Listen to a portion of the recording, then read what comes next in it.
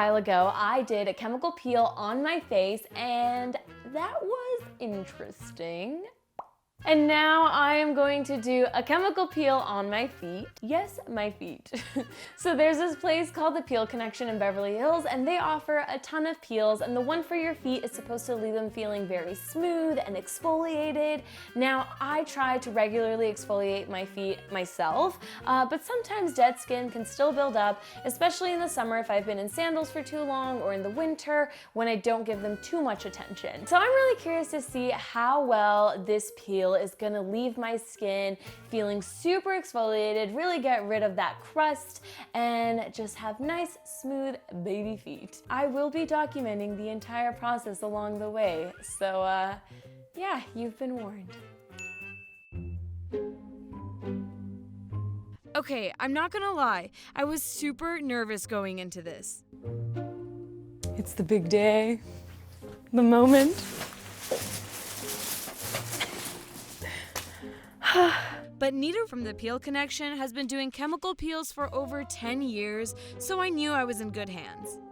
What am I supposed to expect on my feet? Like, what does a chemical peel for your feet do? People would come to get a chemical peel for their feet because there's a lot of dead skin cell buildup. It's just natural to be stuck in shoes and socks and those dead skin cells be building up. The major benefits would be obviously deep exfoliation. With my peel, it is a two-step, so to actually be hydrating, we would do a hydrating step to bring out the natural moisturizing factor in the feet, which is basically pulling moisture from the dermis, and on the other end, it would be exfoliating the dead skin cells off. Calluses interfere with moisturizing the feet and proper health of the feet, because if you have all this dead skin cell buildup that's hardened, obviously no matter what you apply is not going to get absorbed. So it's really important that you do get a chemical foot peel because it will definitely dissolve the calluses. Nita recommends a chemical foot peel about 3 times a year.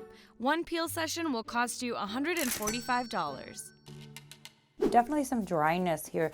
So right here, if you can see the whiteness, and there's some cracking on the side.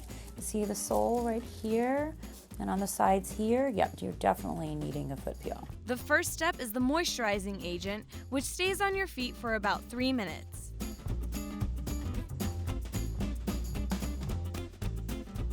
Feels nice and warm. It's kind of like relaxing me a little more. Ooh, that feels so good. The warm wet towel is my favorite part of a facial, and now it's my favorite part of a foot peel too. After the moisturizing agent is wiped off, it's time for the peel. So the chemicals in the peel are salicylic acid, lactic acid, and malic acid. Salicylic is extremely exfoliating in nature, but it's also anti-inflammatory. And then there's lactic acid, which is derived from milk and sugar. So it's very hydrating, but it's also exfoliating. It's an AHA.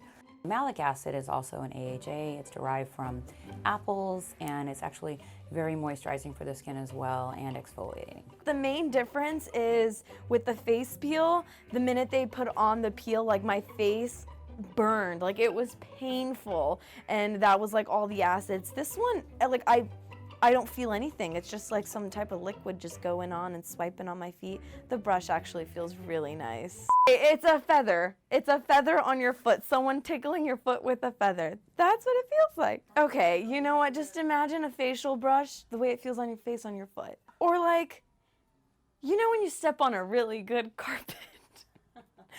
No. Why don't we go in between the toes? It can be too exfoliating. Oh. Yeah. Yeah, that would hurt. Oh gosh, imagine when my big toe starts peeling. It's fine, it's fine, it's fine. The last step is to dry the feet for about 10 minutes.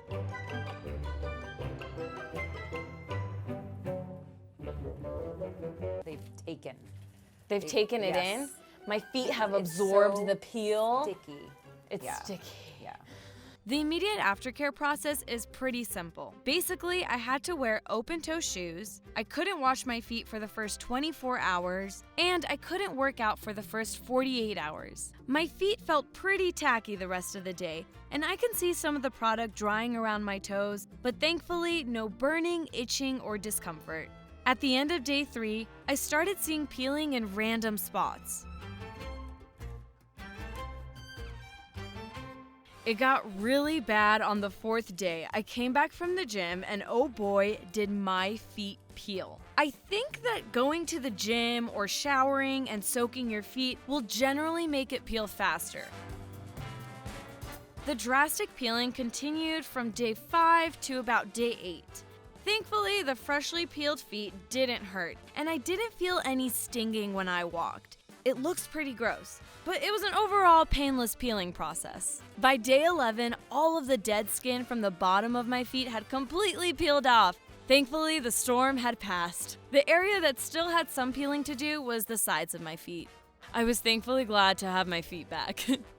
So it's been about 3 weeks since I had the chemical foot peel, and this is what my feet look like today. Do my feet feel and look exfoliated and moisturized? I would say yes and yes. When the dead skin was first starting to peel off and the new skin was showing, that new skin did still feel moisturized, and I didn't feel any irritation or any pain walking on my new baby feet.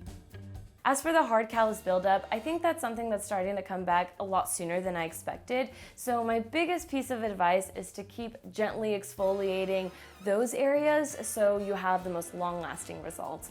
Overall, if regular pedicures and regular exfoliation isn't working for your feet, I would say try the chemical foot peel maybe once a year and then keep up with the maintenance from there.